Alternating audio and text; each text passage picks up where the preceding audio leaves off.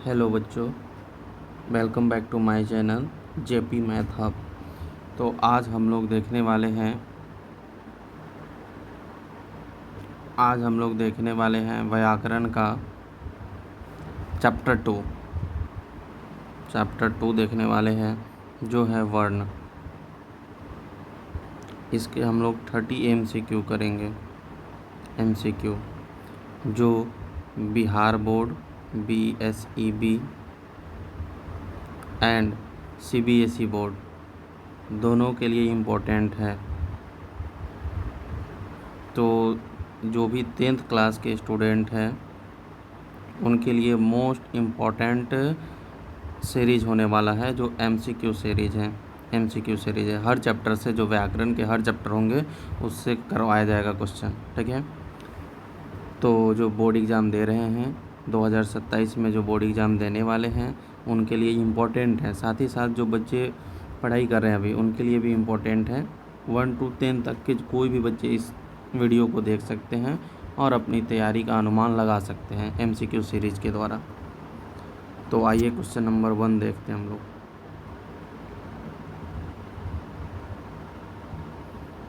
Question 1 बोल रहा है, वर्ण किसे कहते हैं। तो वर्ण किसे कहते हैं, तो इसका आंसर हो जाएगा भाषा की सबसे छोटी ध्वनि को वर्ण कहते हैं, ऑप्शन नंबर बी।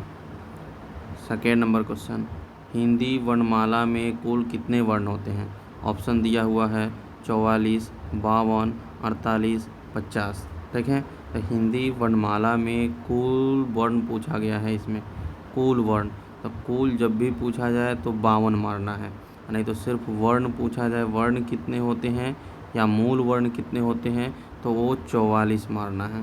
तो इसका आंसर हो जाएगा 52। हिंदी वर्ण कितने प्रकार के होते हैं, तो प्रकार पूछा है यहाँ पे, ध्यान देना है क्वेश्चन में, वर्ण का प्रकार पूछ रहा है। तो जो वर्ण होते हैं वो 2 प्रकार के होते हैं, ठीक है। एक होता है स्वर और दूसरा होता है व्यंजन, ठीक है। तो ये 2 प्रकार के वर्ण होते हैं, एक स्वर होता है, एक व्यंजन होता है। इसमें पूछा है स्वरों की संख्या, तो स्वरों की संख्या 11 होती है। स्वरों की संख्या कितनी होती है, 11। नेक्स्ट क्वेश्चन है व्यंजनों की संख्या। तो व्यंजनों की संख्या जो बोली गई है तो वो कितनी हो जाएगी, व्यंजनों की संख्या 33। तो हम लोग जो पढ़ते हैं कि स्वर, तो ये 11 होते हैं, ठीक है। अ से लेकर के औ तक ये टोटल कितने होते हैं, 11 होते हैं हिंदी में स्वर, ठीक है। और व्यंजन की बात करें, व्यंजन, तो व्यंजन होते हैं 33। क से लेकर के ह तक ये व्यंजन वर्ण होते हैं, ठीक। नेक्स्ट क्वेश्चन पे आते हैं, इनमें कौन स्वर है, यानी इसमें पूछा जा रहा है इनमें से कौन स्वर है, ये पूछा जा रहा है क्वेश्चन में। ऑप्शन ए क, च, अ और त। यहाँ पे बोले हैं अ से लेकर के औ तक, तो यहाँ पे अ क्या हो जाएगा, स्वर हो जाएगा। नेक्स्ट क्वेश्चन, इनमें से व्यंजन कौन सा है। अब व्यंजन पूछा गया है, व्यंजन हम बोले हैं क से ह तक में कुछ भी आएगा वो व्यंजन कहलाएगा, ठीक है। यहाँ दिया है औ, बड़ी ई, ओ और यहाँ पे एक क हो गया, तो क व्यंजन वर्ण है। नेक्स्ट क्वेश्चन है अंग कहलाता है, ये अनुस्वार है, अंग को क्या बोलते हैं, अनुस्वार बोलते हैं।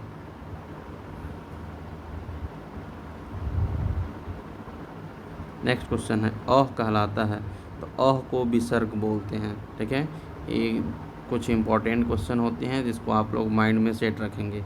इसको बोलते हैं अंग, यानी कि अनुस्वार, इसको बोलते हैं चंद्रबिंदु,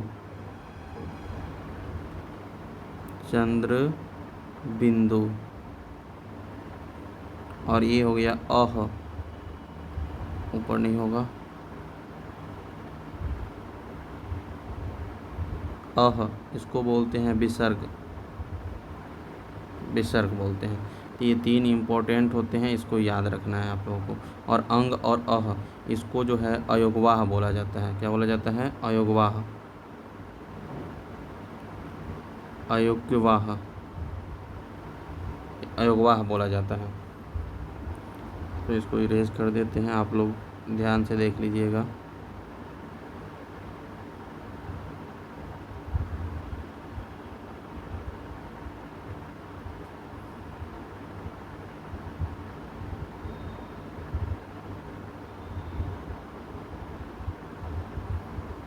नेक्स्ट क्वेश्चन पे आ जाते हैं।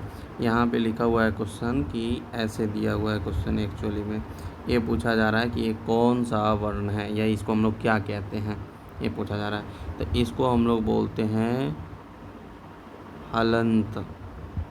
सॉरी, ये क्वेश्चन नहीं है, ये क्वेश्चन में ऐसे दे दिया गया है उल्टा करके। एक्चुअली इसका मतलब ए हुआ, या कोई भी वर्ण है और उसके नीचे ऐसे है, ई वाले चिन्ह को हम लोग क्या कहते हैं, हलंत कहते हैं।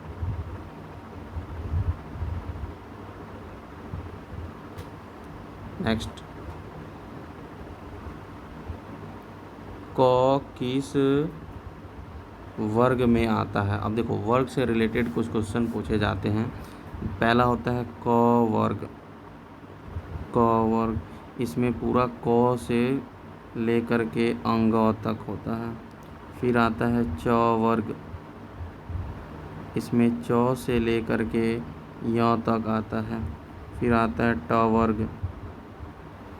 ट वर्ग में ट से लेकर के र तक आता है।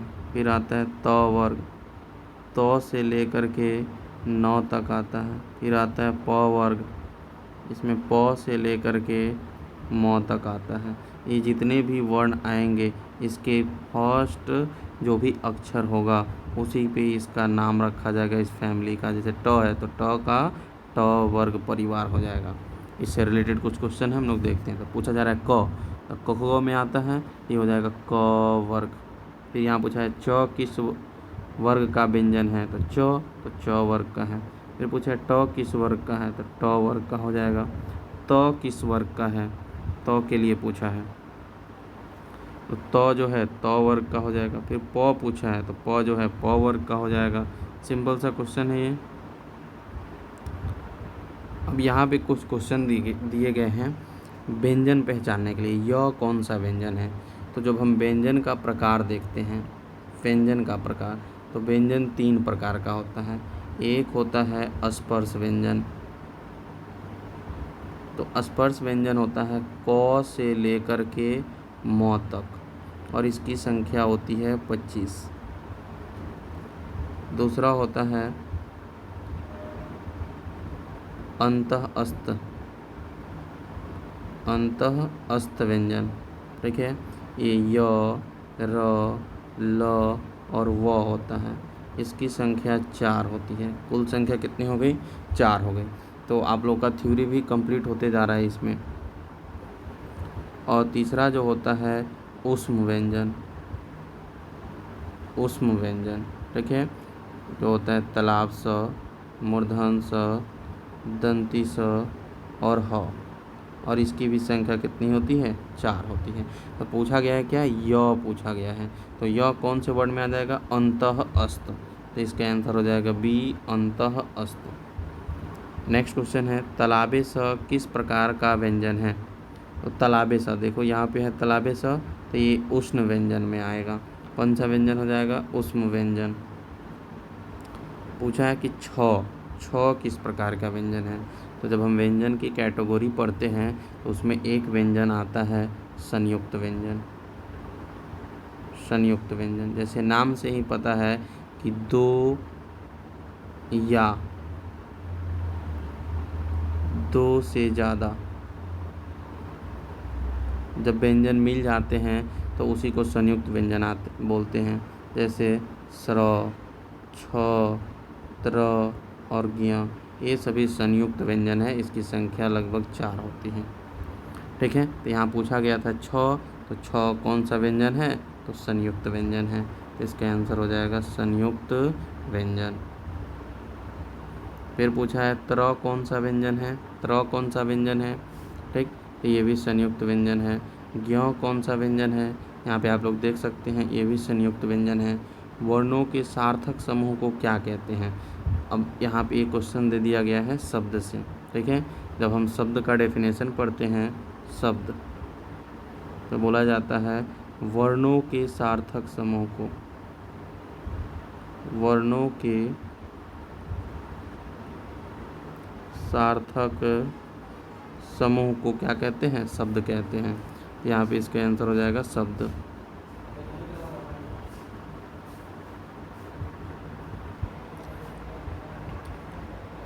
नेक्स्ट क्वेश्चन पे आ जाते हैं हम लोग।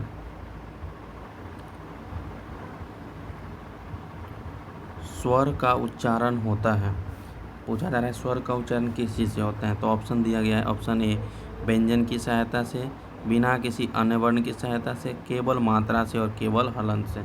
जब हम लोग स्वर का डेफिनेशन पढ़ते हैं तो बोला जाता है कि बिना किसी दूसरे वर्ण की सहायता से जिसका उच्चारण हो वही स्वर कहलाता है। नेक्स्ट क्वेश्चन, कौन सा ह्रस्व स्वर है? इस स्वर के प्रकार से रिलेटेड क्वेश्चन पूछा जा रहा है अब, ठीक है। यहाँ पे हम लोग आ जाते हैं स्वर का प्रकार। जब हम स्वर के प्रकार की बात करते हैं तो स्वर जो है दो प्रकार के हो जाता है, एक होता है ह्रस्व और एक होता है दीर्घ। दीर्घ ह्रस्व कौन सा होता है? तो जिसमें एक मात्रा का समय लगे, एक मात्रा। और दीर्घ कौन होता है? जिसमें दो मात्रा का समय लगे, वो दीर्घ स्वर होता है। तो एग्जाम्पल क्या हो जाएगा? इसमें एग्जाम्पल हो जाएगा अ, छोटी ई, छोटा ऊ और री, ये एग्जाम्पल है। और इसके अलावा जो भी स्वर है वो इसमें आ जाएगा। इसकी संख्या होती है 4 और इसकी संख्या होती है 7। तो ये था दीर्घ का और ये हो गया ह्रस्व का। तो क्वेश्चन है कि यहाँ पे ह्रस्व स्वर कौन सा है, ठीक है। तो यहाँ आ दिया है, दीर्घ ही दिया है और ए दिया है, तो ये हो जाएगा अ हो जाएगा, क्योंकि हम लोगों ने यहाँ पे अभी देख लिया था कि अ, छोटी ई, छोटा ऊ और री, यही 4 जो होते हैं वो ह्रस्व स्वर होते हैं, ठीक है। तो ये हो गया आपका ह्रस्व स्वर। ये है कौन सा दीर्घ स्वर है? दीर्घ स्वर पूछा है अ, छोटी ई,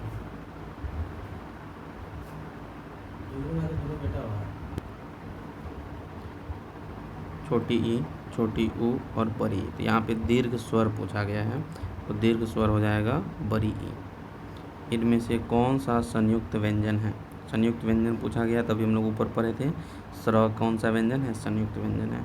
उष्म व्यंजन कौन सा है? उष्म व्यंजन पढ़े थे कि तलाव स, मूर्धन स, दंती स और ह, ये चारों जो होते हैं कौन सा व्यंजन होते हैं? उष्म व्यंजन होते हैं, ठीक है। नेक्स्ट क्वेश्चन पे आ जाते हैं हम लोग। इनमें से कौन सा अंतस्थ व्यंजन है? पूछा है अंतस्थ व्यंजन। अंतस्थ व्यंजन ऊपर पढ़े थे य, र, ल और व, इसी को बोलते हैं। तो यहाँ पे हम लोग देख सकते हैं व लिखा हुआ है। पूछा है री क्या है?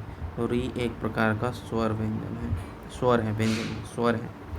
हिंदी वर्णमाला में पहला स्वर क्या है?